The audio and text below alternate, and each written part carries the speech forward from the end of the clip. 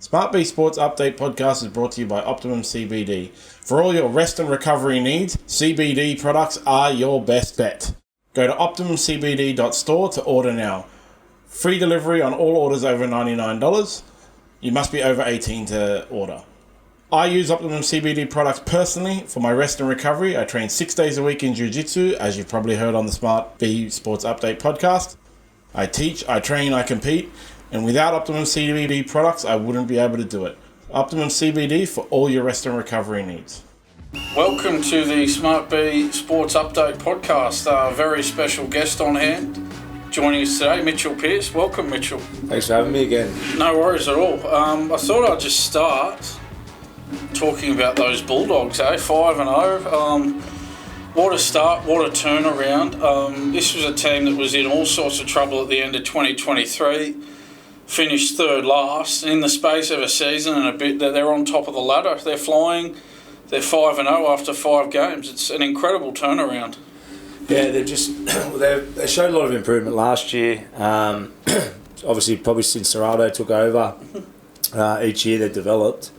But I think go as far to say the last 2 years their defence has become a great defensive team in consistency. The way that they move as a pack, the way that they've got the best out of those smaller middles as well. You know, probably haven't got the body size of most of the packs in the comp or a lot of the bigger teams, but they use their size to their advantage. A lot of fitness and inside pressures and good leg speed. But yeah, they've been super impressive, and Sexton and Haywood too. Last couple of weeks have been great. Obviously with Burton out, but yeah, they're a well drilled side that. I mean, the more you watch them play, the more you think that they're a genuine chance. Until you watch Melbourne, I suppose. Yeah, that's it. Well, even you mentioned they're missing Burton, so they've been without Burton and Kickout the last 3 games. They've still won 3. They've still won all 3 of those games. Tupanua was out last night against Newcastle as well. They still get the job done. They've only conceded 58 points in 5 games. That's 11.6 per game. They got the best defence in the league, and it certainly showed last night against Newcastle. It was a tough first half. They led 2-0 at half time, but then Newcastle lost some players to injury, and the Dogs just ran away with it in the second half there. Yeah, I think the way we saw Newcastle play last night is sort of how every team's played against them. You feel pressure, and then that leads to errors because they don't let you breathe, which is what a good defensive team does. As you said, they've averaged about 12 points a game, it's a scary thought for any attacking team. And I think the Knights' downfall comes off the back of when they're in those sort of situations, it all becomes on KP, and then that leads to errors. So it's highlight a bit of weakness in the Knights, but yeah, the Dogs are doing that to everyone. They did it to Cronulla recently with players out. They've done it. They're a super side. I think they're probably one player off being like that top shelf. When I say seeing them holding up trophies, maybe someone in and around that sort of fullback role. But then again, you try and find a weakness. But then the guys like Tracy and Haywood, Burton and Sexton, they're playing as good as anyone. So, what ability they got, they're squeezing the lemon, Yeah, that's the thing. You look at the teams they've beaten: the Dragons, the Titans, the Eels, the Sharks, the Knights. You sort of go, well, what happens when they come up against your Melbournes and your Brisbanes? I guess that's sort of the only question mark at the moment. Maybe a pretty favourable draw so far. But you can only beat who's put in front of you as well. So I think with that defence though, you'll handle anyone. It all comes off that. It's the way they can suffocate teams. And with Burton's kicking game, what they might lack in flamboyance that Melbourne have got.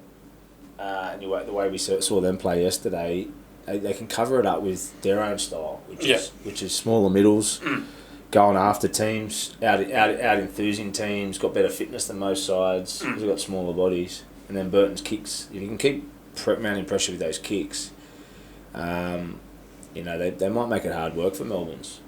Yeah, and they got the bye in round 6 before that Good Friday clash against the Rabbitohs. So I think they're hoping that by then they might get Burton and Kickout back with the bye. So, if they're playing the way they are without Burton and Kickout, you go, well, how are they going to go when they come back in? it's a scary thought for their opposition teams coming up, I would have thought. Yeah, Kikau, it's obviously a bit of icing on the cake. But I think the good thing is when Burton went down 2 weeks ago, I thought they were going to struggle. They struggled against Para. Yeah, they did. Yeah, a bit of a dogged game, and then I thouut, fuck, they might struggle here a bit without Burton's kicks. But then, as I said, Haywood's come in, and they've found a different type of style, which has been working for them just as effective. So they're just well coached, and they've got good chemistry within the group. You can see whenever something good happens, they're all in around each other, rallying each other up. There's got a good team spirit there, so they're in a good place. Yeah, and this turnaround in defence is just extraordinary. Like in 2023, they conceded 769 points for the season. It was the worst defence in the league. No other team conceded more than 700 points that season. They had the worst differential that year, minus 331 points. They were conceding 32 points a game then, and in 2023, now they're only conceding 11.6 points a game. That's a remarkable turnaround in defence. Well, yeah, it's Serraldo, isn't it? Yeah. It's all Serraldo. You know, obviously it's the players that are doing it, but you know you don't get that type of improvement unless you got a great coach. And there's only a few around that can coach like that. Yeah. With that defence mentality and that defence systems, and it's Bellamy, Trent Robinson in his prime, and probably Serraldo now, unless I've missed one. But he's in that elk now, and young coach. He's just so impressive in press conferences and everything. Yeah. Hear the way he speaks, just from all the different cultures, he brings everyone together. He's had a big influence in Penrith, all the well-being that he was doing there before he coached, so that all those young kids trust him. He's just the perfect modern-day coach. Yeah, and you see with his body language, like he doesn't get too emotional. He never panics. He's very cool, calm and collected, and obviously you know a lot better than me, but as a player it probably helps to look up at the coach's box and not see your coach sort of showing a lot of emotion, like seeing that your coach is, cool, calm and collected the way he is as well. We got the alternative. We got Adam O'Brien on the other side, fucking putting holes through the brick wall, putting holes through the window up in the shed. So all coaches are different, but there's no doubt his temperament, as you just said, rubs off on the group. Because as much as as good as they are defensively and they go after teams, it's all calculated. Decisions. They don't look erratic. They suffocate teams, but they're all doing it together. So they only take, like I said, it's only a good coach who can implement that in a short period of time. Yeah, it's the first time since 1993 that they've started the season 5-0. And there's only 4 previous times they've started a season 5-0, 1938, 1947 and 1974 along with 1993. So, yeah, that's... They certainly when did they win the 95? They won the comp, didn't they? Yeah, and 2004. 2004. Yeah. They were the 2 comps. Yeah. After the 80s. Yeah, that's it. That's all they've won in... Yeah, they won 4 in the 80s. They won 80, 84, 85, 88, and then they won 95 and 2004. Yeah. They made grand finals in 2012 and 2014. That's right. They had good success then, didn't they, with Des? Yeah. So do you think, and I know it's very early stages, but do you give them a chance of going all the way this year, even at this very early stage? Again, they've only played 5 games. They haven't played some of the better teams in the comp, but they're certainly heading in the right direction here. Well, I think they're a genuine chance. My honest assumption early was probably that they lacked 1 or 2 key players. But as I just said, like they've had Burton taken out, Kickout taken out, but then anyone that they bring into the system finds ways to play a different style but still effective. So Haywood and Sexton now playing well. So that was my only knock on them. That will they have enough creativity? But they're early days. They're proving that they can match it with everyone and still score enough points. I think Kurt Mann's been huge for them. Yeah, Kurt Mann, it's his 200th game last night. Yep. I played in the halves with Kurt actually at Newcastle. He's a good man, good player. So, but he's been a masterstroke the way he's played. Yep. Bit of variety there. He has that lock forward, but he can create space for him. He's a ball player as well. So, they're in a good place. And Crichton too, like his leadership there. He's just a fucking freak. Yeah. Yeah, 100%. I was just going to turn our attention now to your Roosters. I guess probably things aren't going the way they would like. A third straight loss, second last on the table, although it is very early. All that experience they lost last year, it's probably just hurting them a little bit at the moment. Yeah, I think the thing with the Chooks, they've obviously, the big transition of players is hurting them. Yeah. They've obviously got Chad Towns. I've been defending Chad Towns in a fair bit in the fact that he's come over on low money. Yeah. As a foil to support the starting side. They had Luke Keary move on. He was contracted for another year, but he decided to retire and then went to France. Yeah. So they probably didn't have enough time to recruit someone else in a short period of time. Chad popped up.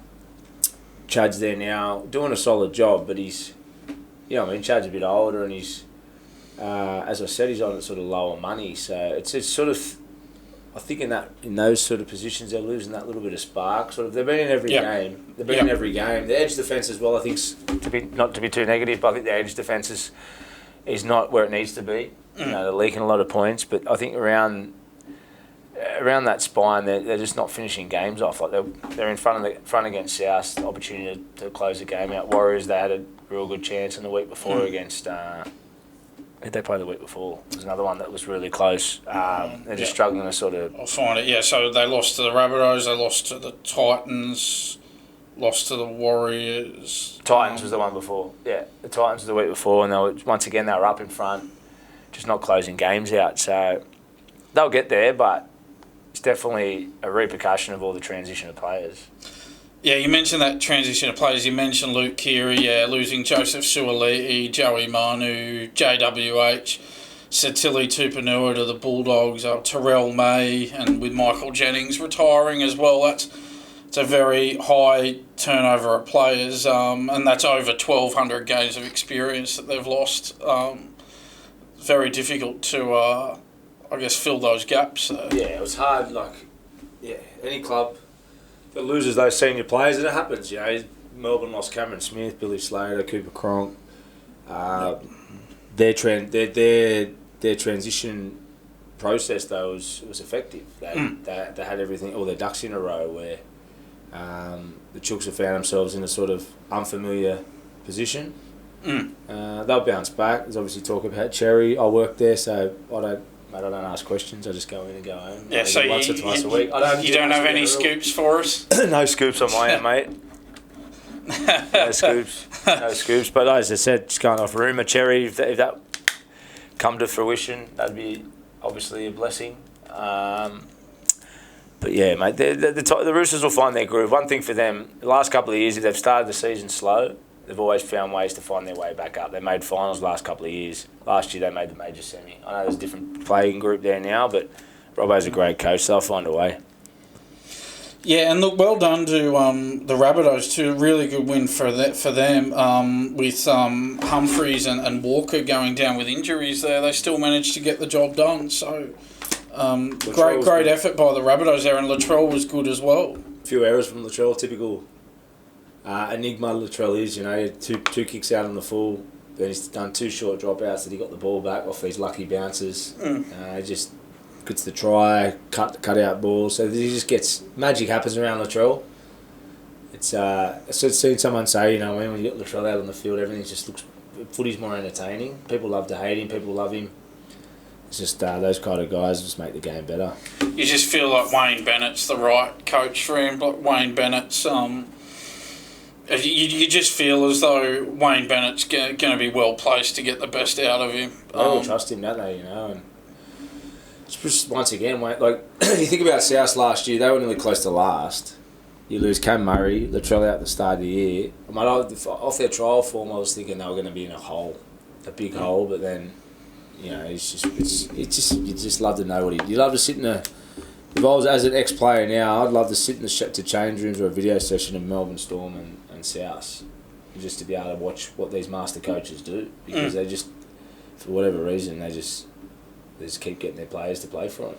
Yeah, well, you hear players who played under Wayne Bennett talk about his coaching, and it sounds like he just really simplifies it for everybody. He just tells them to do their job. I guess he puts it really simply to players what their job is, and there seems to be just no confusion among his players. That they know what their role is and they do it well. Yeah, they obviously all, first and foremost, they buy into the defensive side of things, and they all hunt as a group. There's chemistry there. There's no bullshit, and then he gets. But the most impressive thing for Wayne Bennett is the way he gets their attack flowing. Like, they look really well organised across the park. Obviously, Cody adds to that, but they look, for what they looked last year, they just look a lot just cleaner. They look really clean in everything that they do, and.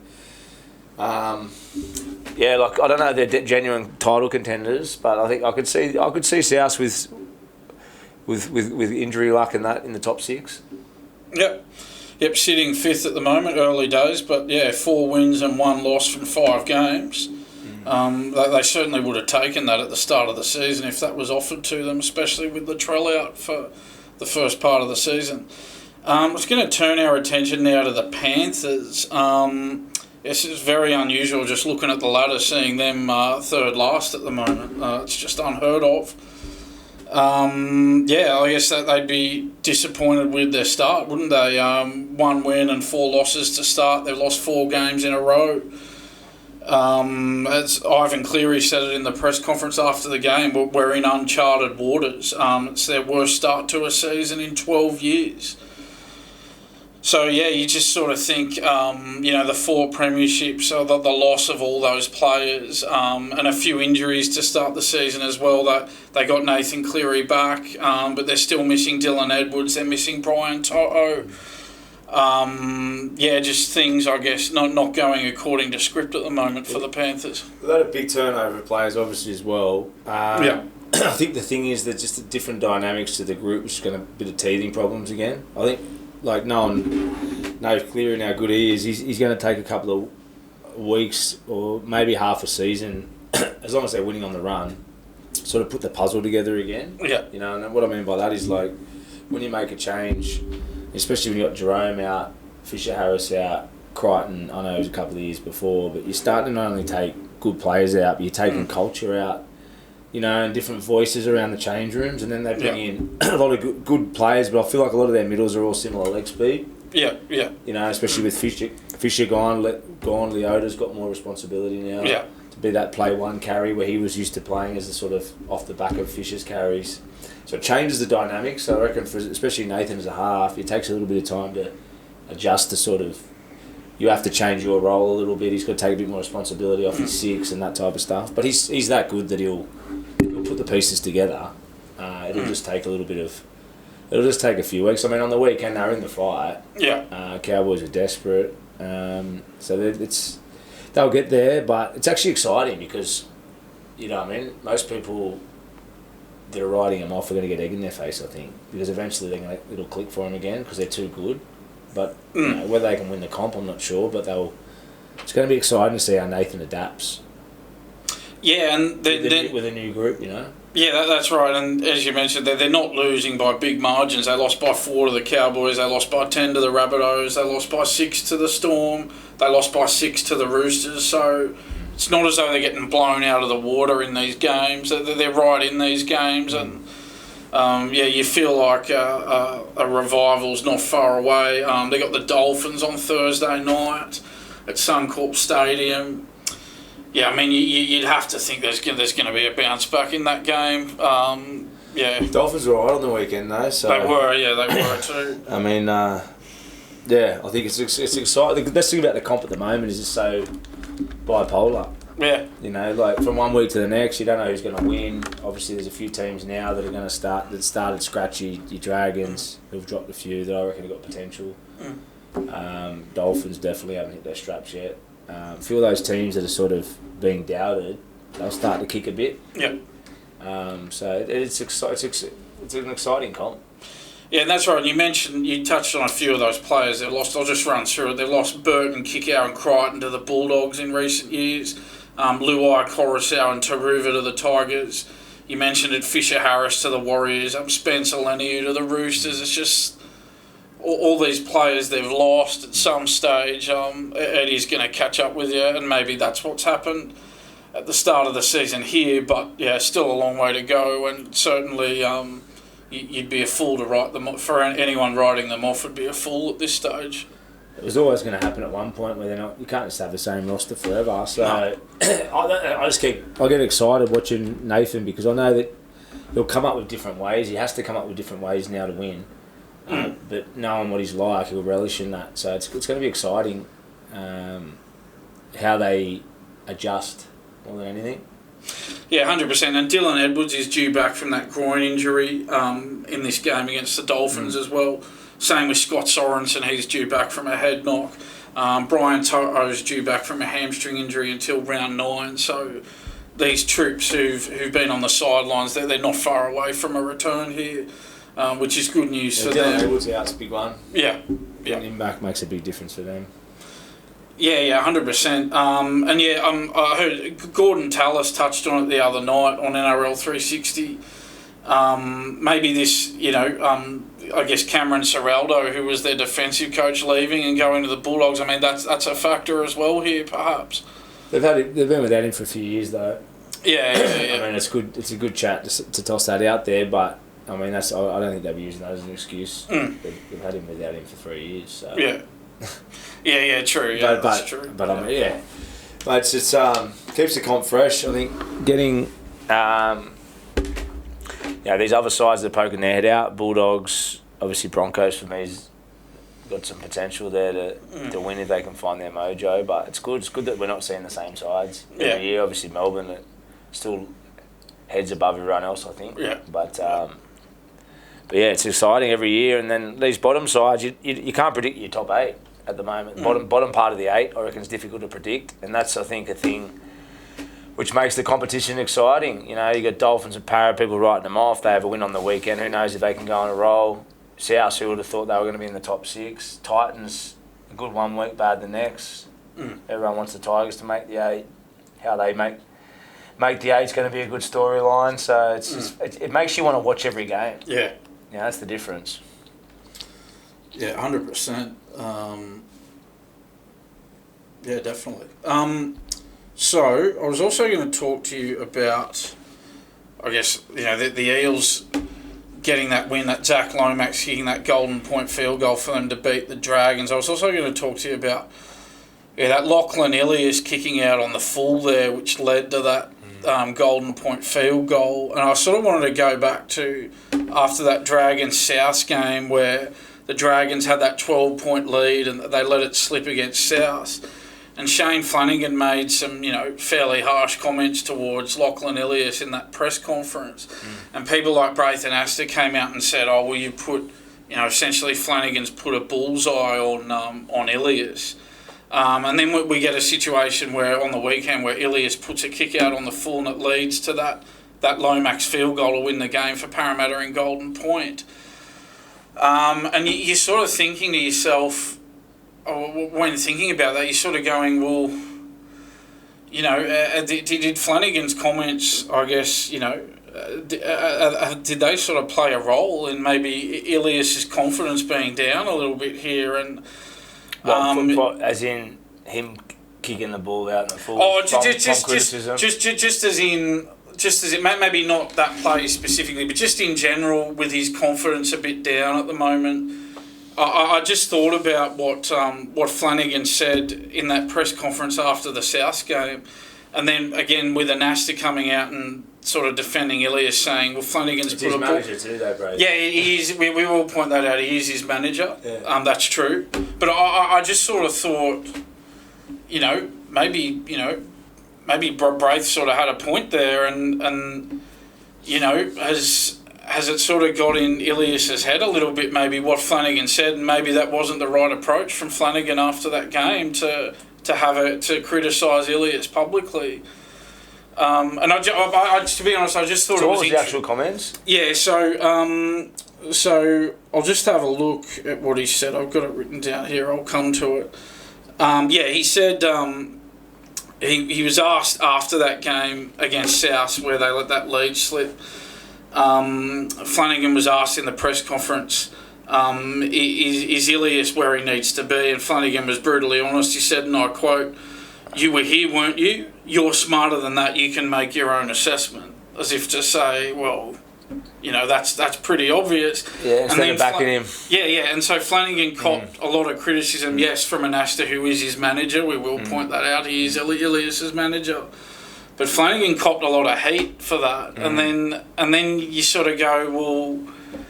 And then we've had another unfortunate situation on the weekend where, Ilias has put that ball out on the full and it's led to that field goal. And I guess, just thinking, maybe that just wasn't the right approach from Flanagan. Yeah, I just thought it was interesting to get your opinion on that as a former half. Yeah. And the coach criticising his playmaker publicly there and perhaps it backfiring. Well, I think only Ilias will know what kind of intention that came from. You know what I mean? Sometimes coaches, when you know a person, you know that if he's got trust there with Ilias will know sort of the way his approach is. Sometimes people say things that are more abrupt than other people. So maybe if Ilias has trust there, he realises that's just the way Flano speaks. But if he doesn't have that trust, well, then he might have taken it personal, and then it can become across definitely negative. What's the alternative? The coach just comes out and backs his player and says it's not his fault. That's the only other alternative, because the reality was it did hurt the team.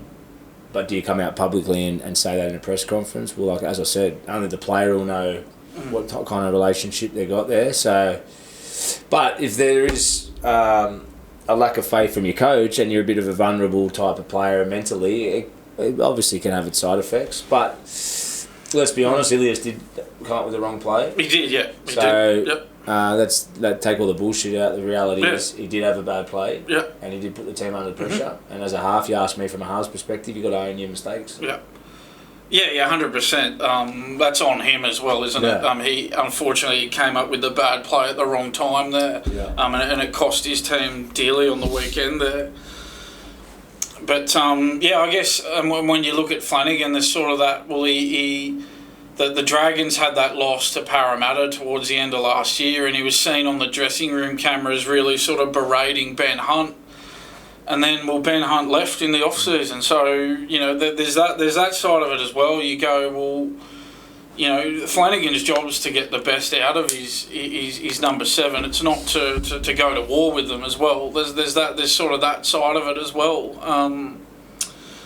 Ben Hunt was quick to leave, and he's playing well this year at another club. So that's another. It's sort of, you're sort of looking at that going, does Flanagan need to change his approach here, because he just seems to be going to war with his half-backs. As I said, we'll only know if you ask the players that have been involved with him, and if that's the sort of common theme, well, maybe he's the one that's riding him hard. But I can't comment because I don't have a relationship with Flano. I don't know. But as I said, if he's at the end of the day, a good coach is there to. You want the best out of your half, especially more than any of your players, because you want him to play well. So there's normally a method to their madness, but it could have just been simple as Flanagan just emotional after a loss, and he's gone a bit ruthless on him. But he's good. I think Ilias, from how he's going, I think he's been solid, but I still think he's got a lot of improvement to go to really lead that side to that next level. Yeah, he's just come back off that long-term injury as well. He's a good quality little player, but I think.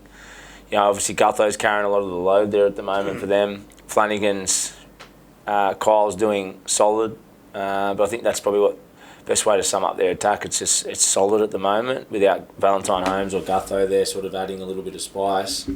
They're going to struggle against those top sides. So I think Flano's probably trying to ride them a bit too and trying to get the best out of them sooner rather than later. Yeah, 100%. Just going to move on to this sin bin crackdown for these head higher shots. Des Hasler's not happy with it. He's come out and said, and I quote, that the crackdown is uncalled for. He says he believes that it spoils part of the game. And he says, particularly for the spectators who, quote, pay good money to come and see a game of footy, I don't think they're getting a fair deal, he said. And that was with the captain, Tino.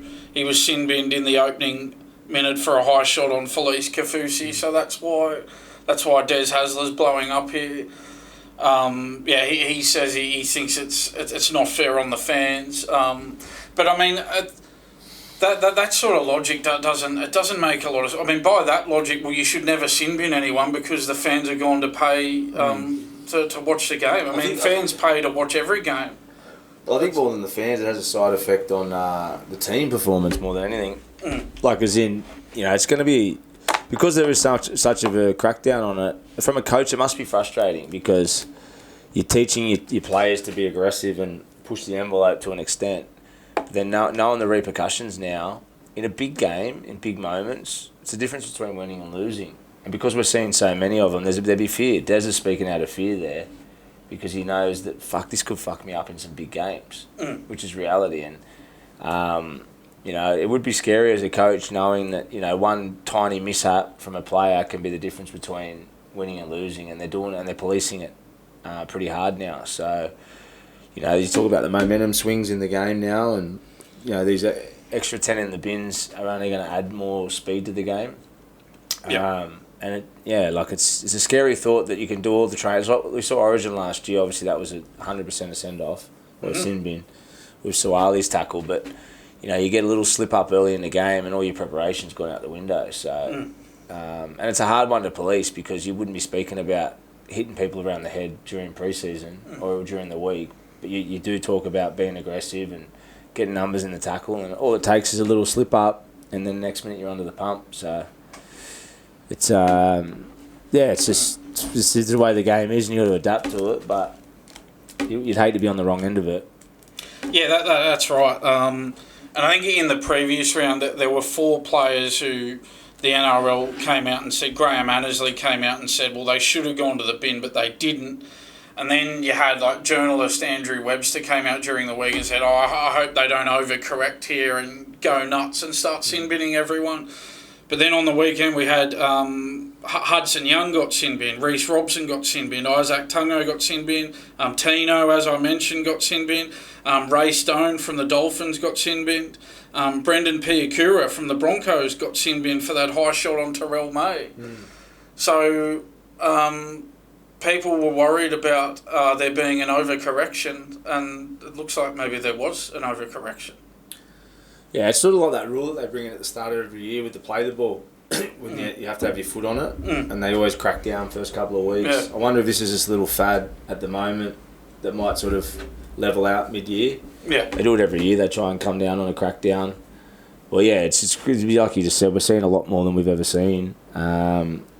So, let's wait and see how it plays out mid-season and whether they pull back on it. But I think now with all the pressure from head knocks and all that sort of stuff, it's just going to be part and parcel with the way the game is. The ones I don't like is the ones when it's a ricochet off a shoulder. It's still a high tackle, but when it's something here and then it ends up bumping someone. I don't know how you police them, but they're different. For me, they're different to a blatant high tackle. You're still making contact with the head, but those ones are the ones because you see a lot of them. Like if someone's running 100 miles an hour at you and you got to contact their shoulder, you're gonna have some sort of contact with the head. Yeah. And there's a lot of them that get sort of penalised now. Yeah. I mean, Andrew Abdo from the NRL, he came out and stressed that. I think it was Braith Anasta again asking him. You're not just going to sin bin everyone who makes contact with the head. And he said, no, just direct, forceful contact to the head. We're only going to sin bin players who do that. But, you go from, 4 players who they think should have been sin bin, not being sin bin 1 week, to the next week, sin binning 6 players. Yeah. So, they said, it'll only be direct, forceful contact. And then they come out and sin bin 6 players. So... Yeah. It's one thing for the CEO to come out and say that during the week, and that's all well and good, but then they come out and sin bin 6 players. So, anyway, he said there wasn't going to be an overcorrection, but it just seems like there might have been anyway. Yeah, it's just, it's a full-time job. Full-time job giving away penalties now for the refs. There's that many little new rules coming in. It must be a head fuck being a ref. 6 against, all the new rules and then the short drop. You must be so hard to be a ref.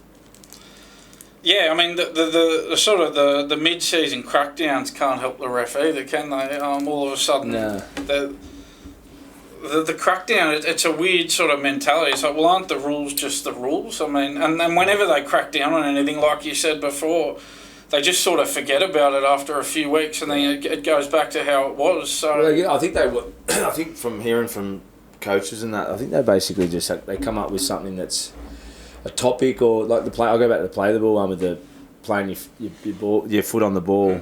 I think they gave a couple away at the start of the year, but they're really hard on them for a few weeks because they obviously have these group meetings. Like referees now, it's full time. So you're doing video 3 days a week. So the amount of video and analysts that they be doing, it's no different to players. You know, there'd be things. Refs are human, and there'd be things that are in their minds that are being regurgitated through their video sessions. So it's only natural that they bring that out on the field, but you can definitely see the themes of what they're being told from the NRL, and this is obviously one at the moment. Yeah, I was going to move on to keen to get your thoughts on the biggest story so far this season, this Daly Cherry-Evans contract saga. Anthony, they lost to the Storm 48-24 yesterday, Manly, and the coach Anthony Seibold's denied suggestions that saga has been a distraction. Yeah. But I guess, he would say that. It's very interesting, isn't it? That's sort of clearly that relationship between Daly Cherry-Evans and the Manly hierarchy has deteriorated, and yeah, he's announced that he's leaving at the end of the year. Yeah, it's a strange one. I've sort of commented on it a few times. I just think it's two ways to it. The club's obviously tried to come in from an angle of that you're getting older and that we need to keep other players at the club, and trying to get a bite to see if Cherry's happy to do that. He obviously felt, maybe just speaking from my own opinion, he obviously maybe felt disrespected. He's seen the open market about the players, the income that other players are earning. You can't blame him. Yeah, he's no doubt one of the best halves in the comp still. Every good half's on over $1 million, and then it's probably a bit of a slap in the face to get offered a lot less than that. As I said, there's two sides to it. From a Manly board point of view, they've obviously gone, you know what, he's been here a long time, is he going to give a little bit and then we can keep other players? But yeah, look, Ches has obviously gone, you know what, I'll go and have a look on the open market. I think he's played it well. I think everyone said, he wrote the narrative himself, he came out, was honest. From his point of view, he's obviously thought, you know what, this is going to drag on all year, I'll nip it in the butt. People talk shit for a couple of weeks and then it'll be gone, and that's what's happening. It'll die in the arse soon. The only thing that's going to keep it alive, and the rumours, is if they keep losing. Yeah. People will start using that as an excuse, saying that that's the issue, and then it can become obviously a little bit nasty. But from a Manly point of view, their consistency is still a problem, isn't it? They're 1 week up, 1 week down, and it's got nothing to do with Cherry. But as a team, they're so hit and miss. Which is a club issue, really. But I don't know, I just can't get my head around, from a club point of view, I can't get my head around decisions. They do this to a lot of players when they get in their mid-30s, but if you're still the best option, I don't understand how it's a logical thought process that if you lose the best player and then go and get someone who's either an up-and-coming player for half the money, but you don't win.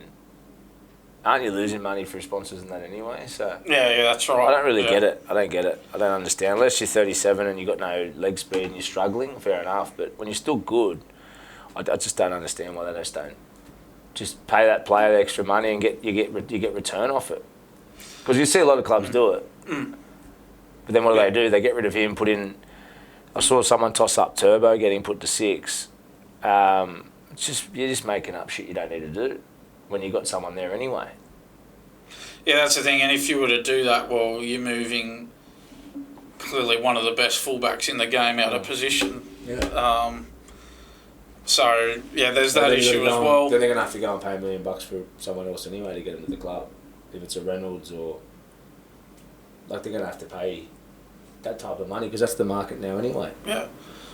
Yeah, 100%, and that offer to DCE was $750,000 a season for 2 years, so it was 1.5 over 2 years, $750,000 a season for a halfback of that calibre. He's a premiership winning halfback. He's won a Clive Churchill medal. He's played for years for Queensland and Australia. Even now, at his age now, he's still, as you said before, he's still one of the best halfbacks in the game. Yeah. You really feel like in today's market, as you said, that $750,000 is just nowhere near enough for a player of his calibre. No, well, not what the open market is. Obviously, with Dylan Brown and them signing for huge money. But yeah, at the end of the day, who knows? Maybe Cherry wanted to change. We don't know. We haven't really. Only he'll know that. Maybe he was thinking about a different avenue to finish his career anyway. So, but at the end of the day, the dust will settle with that. He's not the first player to ever leave. He's had a good history there. He's had a great career there. Club didn't show a whole lot of interest, or they would have paid him more. And he's gone, you know, what am I going on a new venture? There's nothing. Once the dust settles, there's no harm in that at all. He can do what he wants. Yeah, and then I guess we think about, well, where's he going next? And Phil Gould said the Bulldogs were out of the race.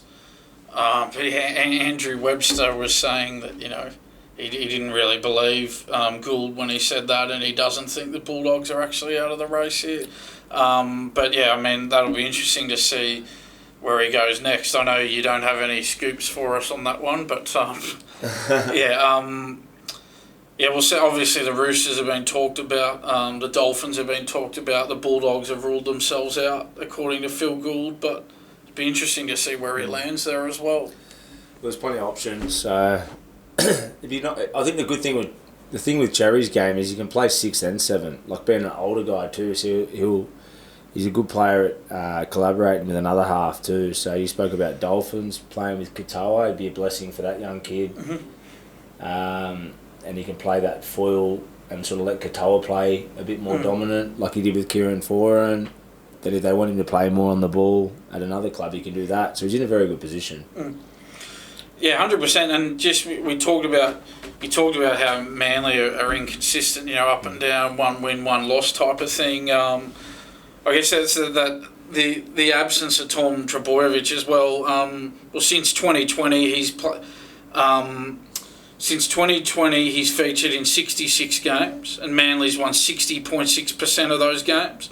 In that same time period, he's missed 59 games, and Manly's won just 35.6% of those games. So 60% with Trbojevic, 35% without him since 2020. You know, that goes a long way to explaining it as well. Yeah. I mean, that's not to say they would have beaten Melbourne if he was in the team, team of Melbourne's quality, but yeah, obviously he's a key player for Manly's fortunes. The only thing with Manly, from a delivery point of view, I think they've only made the finals 3 times in the last 10 years. While Cherry's been there, and I love Cherry. That's nothing against his value. I'm just saying, you talked about Turbo not playing, and as a club, they've still struggled to since the glory days. They haven't talk about delivering in finals year after year. They've missed the mark a fair bit over the last period. Yeah. So they've got to the thing with Manly, they show so much promise. They show so much promise every year, and when they're on, they're just so good to watch. But this, consistency this year, up and down performances, but it's been a common theme for 10 years. You know, three. If I'm right, is it 3 final series in 10 years? I think I read something. So we'll go back 10 years here. So 1, 2, 3, 4, 5, 6, 7, 8, 9, 10. Yeah. So 2015 they finished 9th, 2016 13th, 2017 6th, 2018 15th, 2019 6th, 2020 13th, 2021 4th, 2022 11th, 2023 12th, 2024 7th. So that's 1, 2, 3, 4 times in the last 10 years they've made the 8. It's not a great strike rate for the size that they got, is it? No. So it's the same old issues most years with them. Turbo doesn't play, they struggle to win. When they're on the front foot, they play great footy. 1 week to the next, they're up and down. So yeah, they struggle with consistency as a club. Yeah, and you look at, so in 2020, Turbo played 7 games, they came 13th, so he didn't play many games, they bombed out. 2021, he plays a larger chunk of the season, played 18 games, won the Daly medal, they came 4th and made the prelim final. 2022, he played just 7 games, they came 11th. Again, didn't play much of the season, they bombed out. 2023, again, he played less than half the season, played 11 games, they came 12th that year. 2024, plays 20 games, they come 7th, they make the 8, they reach week 2 of the finals. So when Turbo... Kieran Foran there was there too. Yeah. Talk about Turbo being that, but Kieran Foran through all the glory days and then the years when they had that really good year, it was Kieran was the one that was there too. Yeah, that's right. He gets underestimated, his influence at that club. Well, I think everyone speaks about it, but when you look at stats and winning percentages, he was a big one that they let go. Yeah, 100%. And just finally, I was just going to talk to you about, we touched on it before, but he has signed with one of your former clubs, so I do want to talk to you about it. This Dylan Brown signing on $13 million, a 10-year deal. He's won Powerball, Dylan Brown, good luck to him. Anybody would take the money if it was offered to them, so you certainly can't blame him. Of course, he's going to take that deal. But yeah, I guess there has been some criticism of the deal. I know Nathan Hindmarsh, and this was before Parramatta won on the weekend, but he was saying he thinks, Parramatta might even be better off letting Dylan Brown go now and blooding a young player. But yeah, I guess what are your thoughts on this decision of Newcastle to sign Dylan Brown on huge money on such a long-term deal?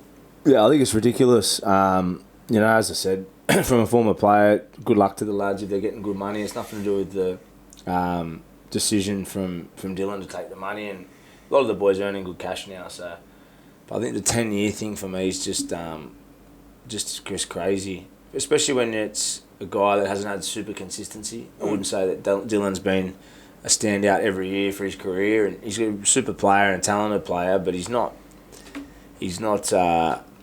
setting the comp alive every year. And I think for that type of money and that much of an investment, you need someone up there that's leader on and off the park, driving the energy, the main guy, the main shot caller. Can he grow into that? Wait and see. But yeah, it's a huge gamble. And I mean, it's got that kind of investment if it doesn't go right. And this is the thing as a player, how, and Dylan would know that, but he's given himself security, which is great. But clubs turn at the drop of a hat. You know what I mean? And it's just a crazy decision that they've sort of laid all their cards on the table. We don't see that very often. But yeah, as I said, clubs turn at the drop of a hat. If they decide to turn, they're paying him out. And then there's a ripple effect. So from Dylan's point of view, it's great. He's set himself up. But whoever's made that decision in Newcastle is there'll be some fear there from repercussions if it doesn't go right. Yeah, 100%. And if they spend $1.3 million a season on Dylan Brown, well, then that's just less money they can spend on the rest of their roster. So they've got two, Kalen and him.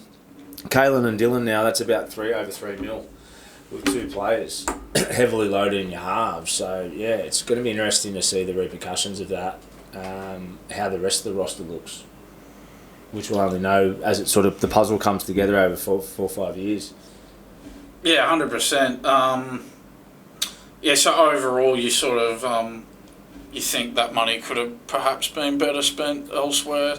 I mean, that's the thing. As you said, he's a super player. He is a super player, but it's just the issue is, well, is he worth that money? Is he worth the $1.3 million a year? I think you're worth whatever anyone pays you. Yeah. So I don't if someone pays you that, they think you're worth that. So I don't get caught up in that. But I just think,